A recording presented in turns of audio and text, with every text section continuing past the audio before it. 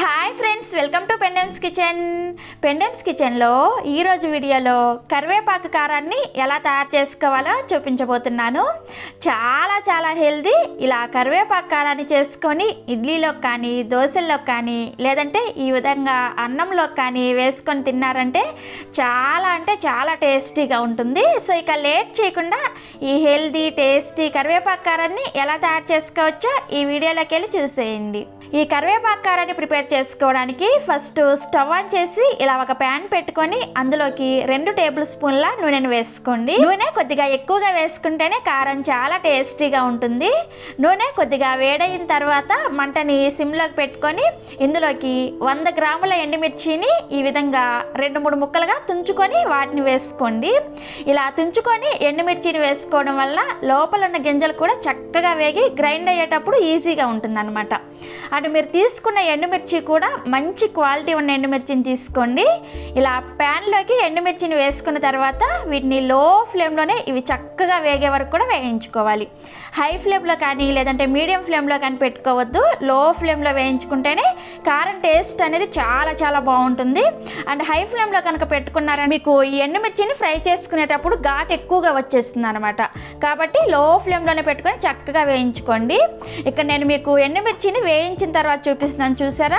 ఈ విధంగా ఇలా వేయించుకోవాలి. ఇలా వేయించుకోవడానికి కనీసం ఒక 5 నుంచి 6 నిమిషాల టైం అనేది పడుతుంది.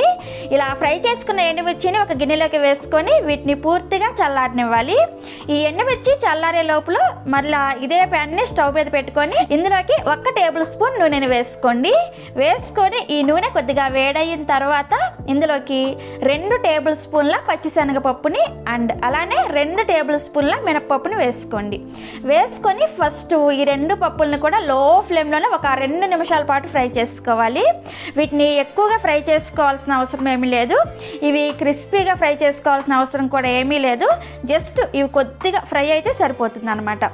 ఈ విధంగా ఫ్రై చేసుకున్న తర్వాత ఇప్పుడు ఇందులోకి 3 టేబుల్ స్పూన్ల ధనియాలను వేసుకోండి. ఇలా ధనియాలను వేసుకొని వీటిని లో ఫ్లేమ్లోనే ఇవి చక్కగా వేగే వరకు కూడా ఫ్రై చేసుకోవాలి. ముందు మనం ఇలా శనగపప్పుని అండ్ మినపప్పుని వేసుకొని ఫ్రై చేసుకోవడం వల్ల మనకి అన్నీ కూడా ఈవెన్గా చక్కగా ఫ్రై అవుతాయి అన్నమాట. అంటే మనకి పచ్చిశనగపప్పు అండ్ మినపప్పు వేగడానికి కొద్దిగా టైం ఎక్కువ పడుతుంది. అండ్ ధనియాలు అయితే కొంచెం ఫాస్ట్గా ఫ్రై అయిపోతాయి అనమాట. సో అందుకని మనం ముందుగా ఈ 2 పప్పులను కొంచెం వేగించుకున్న తర్వాత ఇలా ధనియాలను వేసుకున్నారంటే మనకి 3 కూడా చక్కగా ఫ్రై అవుతాయి. ఇక నేను మీకు కొద్దిగా ఫ్రై అయిన తర్వాత చూపిస్తున్నాను, చూసారా? ఈ విధంగా ఫ్రై చేసుకోవాలి. ఇలా ఫ్రై చేసుకోవడానికి ఒక 2 నుంచి 3 నిమిషాల పాటు టైం పడుతుంది. ఇప్పుడు ఇందులోకి 1 టేబుల్ స్పూన్ అంతా జీలకర్రని కూడా వేసుకోండి. వేసుకొని ఈ జీలకర్రను కూడా లో ఫ్లేమ్లోనే కొద్దిగా ఫ్రై చేసుకోవాలి.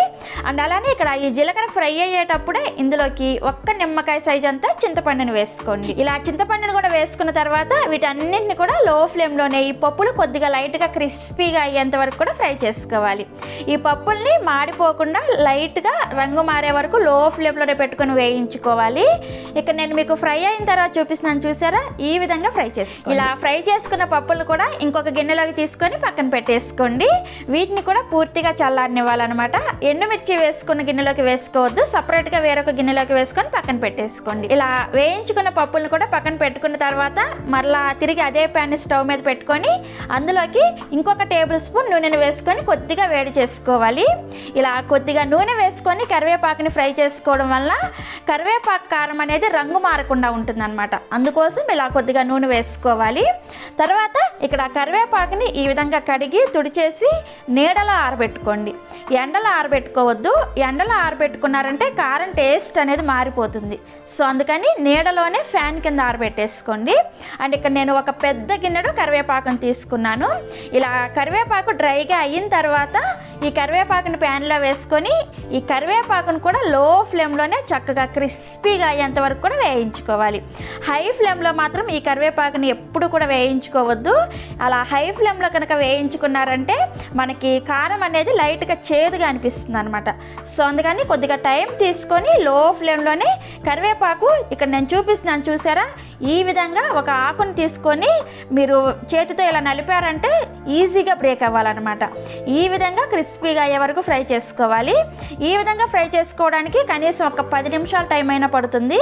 సో నెమ్మదిగా టైం తీసుకొని చక్కగా వేయించుకుంటేనే మనకి కారం టేస్ట్ అనేది బాగుంటుంది అనమాట. అండ్ అలానే ఈ కారానికి ఎండుమిర్చిని కానీ, పప్పులను కానీ, లేదంటే కరివేపాకుని కానీ అన్నింటిని కూడా లో ఫ్లేమ్లోనే వేయించుకోవాలి. అప్పుడే మనకి కారం టేస్ట్ అనేది చాలా చాలా బాగా వస్తుంది అనమాట. సో అందుకని టైం తీసుకొని వేయించుకోండి. కరివేపాకుని ఈ విధంగా ఫ్రై చేసుకున్న తర్వాత స్టవ్ ఆఫ్ చేసేసి ఈ కరివేపాకును కూడా పూర్తిగా చల్లారనివ్వాలి. ఈ కరివేపాకు వేయించుకునే లోపు మనకి ముందుగా వేయించుకున్న ఎండుమిర్చి అండ్ పప్పులు పూర్తిగా చల్లారిపోయి ఉంటాయి. ఇప్పుడు వీటిని గ్రైండ్ చేసుకోవడానికి ఇలా ఒక మిక్సీ జారుని తీసుకొని అందులోకి మనం ముందుగా వేయించుకున్న ఎండుమిర్చిని పూర్తిగా చల్లారిన తర్వాత మిక్సీ జార్లోకి వేసుకోండి. అండ్ అలానే ఈ ఎండుమిర్చి త్వరగా గ్రైండ్ అవ్వాలంటే ఇందులోకి మీ రుచికి సరిపడా ఉప్పును కూడా వేసుకోండి. మీ దగ్గర ఒకవేళ కల్లుప్పు ఉంటే దాన్ని వేసుకోండి. ఈ కరివేపాకు కారం అనేది చాలా టేస్టీగా ఉంటుంది అనమాట. నా దగ్గర కల్లుప్పు ప్రెజెంట్ లేదనమాట. సో అందుకని నేను సాల్ట్నే వేస్తున్నాను. అండ్ అలానే కారానికి ఉప్పు అనేది కొద్దిగా ఎక్కువే పడుతుంది. సో కాబట్టి చూసుకొని మీ టేస్ట్కి తగ్గట్టుగా వేసుకోండి. ఇలా ఎండుమిర్చిని అండ్ ఉప్పుని వేసుకున్న తర్వాత వీటిని బాగా మెత్తగా గ్రైండ్ చేసుకోవాలి. ఇక్కడ నేను మీకు గ్రైండ్ చేసిన తర్వాత చూపిస్తున్నాను, చూసారా? ఎండుమిర్చిని ఈ విధంగా గ్రైండ్ చేసుకోవాలి. ఇలా గ్రైండ్ చేసుకుంటే సరిపోతుంది. ఇప్పుడు ఇదే మిక్సీ జార్లోకి మనం ముందుగా ఫ్రై చేసి పూర్తిగా చల్లారి పెట్టుకున్న పచ్చిశనగపప్పు, మినపప్పు, ధనియాలు, జీలకర్ర, చింతపండు ఉన్నాయి కదా, వాటిని కూడా ఈ మిక్సీ జార్లోకి వేసేసుకోండి.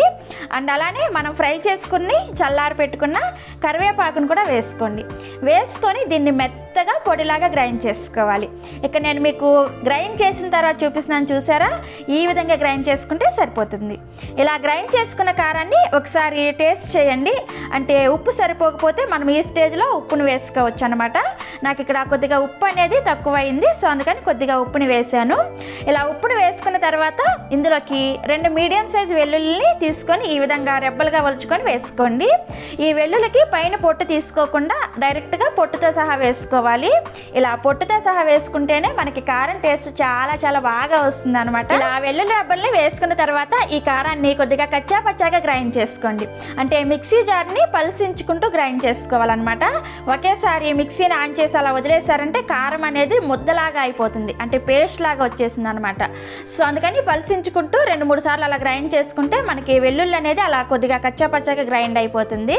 ఇక్కడ నేను మీకు గ్రైండ్ చేసిన తర్వాత చూపిస్తున్నాను, చూసారా?